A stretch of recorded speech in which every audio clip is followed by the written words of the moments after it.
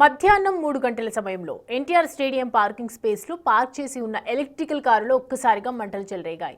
ఆ పొగ గమనించిన స్థానికులు వెంటనే ఫోన్ చేసి ట్రాఫిక్ పోలీసులకు సమాచారం అందించారు. దీంతో అలర్ట్ అయ్యారు ట్రాఫిక్ పోలీసులు. హుటాహుటిన ఘటనా స్థలానికి చేరుకుని మంటలను అదుపులోకి తీసుకొచ్చారు. అగ్నిమాపక సిబ్బంది అప్పటికే పూర్తిగా కాలిపోయింది ఎలక్ట్రిక్ కార్. ఈ కారణంగా పక్కనే ఉన్న మరో కారుకి వ్యాపించాయి మంటలు. ఇది గమనించి వెంటనే పక్కనున్న కార్లను అక్కడి నుండి తీసేశారు స్థానికులు. మంటల్లో దగ్ధమైన కారు గత 10 రోజులుగా ఇక్కడే ఉందని చెప్తున్నారు స్థానికులు. అగ్ని ప్రమాదం జరిగే సమయానికి కారులో మనుషులు ఎవరూ లేని కారణంగా పెను ప్రమాదం తప్పినట్లు చెప్తున్నారు. సమయంలో ఎన్టీఆర్ స్టేడియంలో ఉన్నటువంటి ఒక ఎలక్ట్రిక్ కార్లో ఒక్కసారిగా కూడా అగ్ని ప్రమాదం సంభవించింది. స్థానికులు వెంటనే గమనించి పోలీసులకు సమాచారం ఇచ్చారు. ప్రస్తుతం మనం ఎన్టీఆర్ స్టేడియంలో ఉన్నటువంటి అదే స్పాట్లో ఉన్నాం. ఒకసారి చూసుకోవచ్చు. ఇదే కార్లో ఈరోజు 3 గంటలకి ఏదైతే ఇది ఒక ఎలక్ట్రిక్ కార్గా కూడా తెలుస్తోంది. ఒక్కసారిగా కూడా మంటలు చెలరేగాయి. దాంతో పూర్తిగా కార్ మొత్తంగా కూడా దగ్ధమైన పరిస్థితి అయితే కనిపిస్తోంది. ఒకసారి మనం విజువల్స్లో చూసుకున్నట్లయితే మొత్తంగా కూడా కారు ప్రతి టైర్ దగ్గర నుంచి చూసుకున్నట్లయితే టైర్ల వాల్వ్ కూడా బ్లాస్ట్ అయిపోయాయి. అదేవిధంగా స్టీరింగ్ బంపర్ అంతా కూడా కాలిపోయింది. అయితే వెంటనే స్థానికులు ఒక్కసారిగా కూడా ఏదైతే ఈ స్టేడియంలో క్రికెట్ ఆడుకుంటున్నటువంటి పిల్లలు అదేవిధంగా స్థానికులు గమనించి వెంటనే పోలీసులకు సమాచారం ఇవ్వడంతో ట్రాఫిక్ అధికారులు కూడా ఇక్కడికి చేరుకొని వాళ్ళు కూడా అలర్ట్ అయిపోయి వెంటనే ఫైర్ ఇంజన్ని కూడా పిలిపించిన పరిస్థితి అయితే కనిపిస్తూ ఉంది. అయితే స్థానికులు చెప్తున్న దాని ప్రకారం అయితే ఇక్కడ ఇది చాలా రోజుల నుంచి ఇక్కడే ఉన్నట్టుగా కూడా కార్ తెలుస్తుంది. అయితే ఇది పార్కింగ్ ప్లేస్లో ఉన్న కారణంగా దాని పక్కన ఉన్న కార్లకు కూడా ఆ మంటలు వ్యాపించాయి. ఒకసారి మనం చూసుకోవచ్చు. పక్కనే ఇంకొక కార్ కూడా ఉంది. ఒకసారి ఈ కారు కూడా గమనించినట్లయితే ఇది కూడా వెనుక భాగంగా ఆ కార్కు ఉన్నటువంటి మంటలు ఎగిసిపడి ఈ కార్ పైన కూడా ఎఫెక్ట్ పడింది. ఒకసారి మనం చూసుకోవచ్చు. మొత్తంగా కూడా కాలిపోయిన పరిస్థితి. ఆ పెయింటింగ్ అదంతా కూడా క్లియర్గా చూసుకోవచ్చు. వెనుక ఉన్నటువంటి ఆ గ్లాస్ కూడా మొత్తంగా కూడా పగిలిపోయింది. అయితే వెంటనే కూడా అప్పటికే ఫైర్ ఇంజన్ అధికారులు వచ్చే సమయానికే ఏదైతే ఆ ఎలక్ట్రిక్ కార్ అయితే పూర్తిగా దగ్ధమైంది. ఇంకొక కార్ని అయితే కాలకుండా వెంటనే వాళ్ళు అలర్ట్ అయిపోయి దీన్ని కూడా ఓనర్ని పిలిపించి కూడా వాళ్ళు పంపించేశారు. ప్రస్తుతం మనతో ఈ కార్ సంబంధించినటువంటి ఓనర్ ఉన్నారు. వారితో మాట్లాడదాం. అన్న, అసలు ఏ టైంకి జరిగింది ఆ ఫైర్ యాక్సిడెంట్? అసలు ఎలా జరిగింది?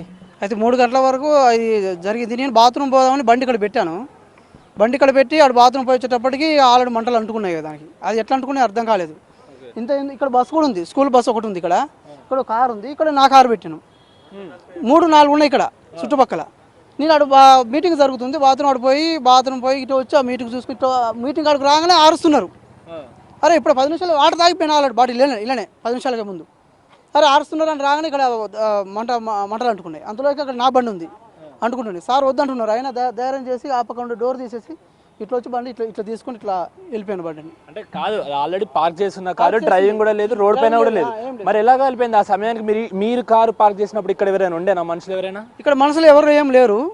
పార్క్ చేసినప్పుడు అయితే ఇక్కడ ఎవరు లేరు, కనపడలేదు మ్యాక్సిమం.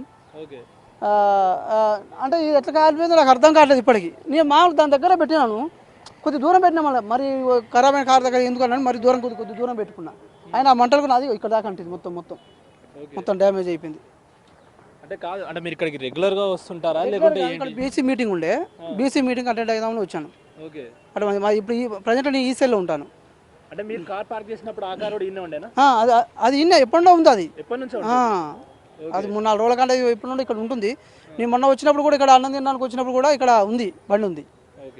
సో అది చూస్తున్నాం కదా. ఎప్పటి నుండి దాదాపుగా వారం 10 రోజుల నుంచి కూడా ఈ కార్ ఇక్కడే ఉందన్నట్టు కూడా తెలుస్తోంది. అది ఏదో రిపేర్ అయిపోయి ఓనర్ ఇక్కడ వదిలేసినట్టుగా కూడా తెలుస్తోంది. మరి ఈ రోజు మధ్యాహ్నం అంటే ఆ అగ్ని ప్రమాదం సంభవించినప్పుడైతే ఎవరు లోపల మనుషులు ఎవరు లేరు, అదేవిధంగా స్థానికంగా కూడా ఎవరు లేరు. మరి అక్కడ మంటలు ఎలా అంటాయి ఏంటి అనేది కూడా ఫైర్ సేఫ్టీ అధికారులు అయితే ప్రస్తుతానికి దానిపైన విచారణ జరిపిస్తున్నారు. అటు పోలీస్ అధికారులు కూడా ఇటు సీసీ కెమెరాలు అంటే స్థానికంగా ఏమైనా సీసీ కెమెరాలు ఉన్నాయా అన్న కోణంలో కూడా చూస్తున్నారు. అయితే ఇది మనం చూసుకున్నట్లయితే ఈ కారు ప్రధానంగా ఎలక్ట్రికల్ కారు. సో ఎలక్ట్రికల్ కార్లో అప్పుడప్పుడు ఇలాంటి అగ్ని ప్రమాదాలు సంభవిస్తూనే ఉంటాయి. ఆ బ్యాటరీ వేడైపోయి అదేవిధంగా లోపల స్పార్కిల్స్ అనేవి వచ్చి అగ్ని ప్రమాదాలు సంభవించడం చూస్తున్నాం. అటు ఎలక్ట్రిక్ స్కూటీసే కానీ అదేవిధంగా ఇలాంటి కార్లు కానీ.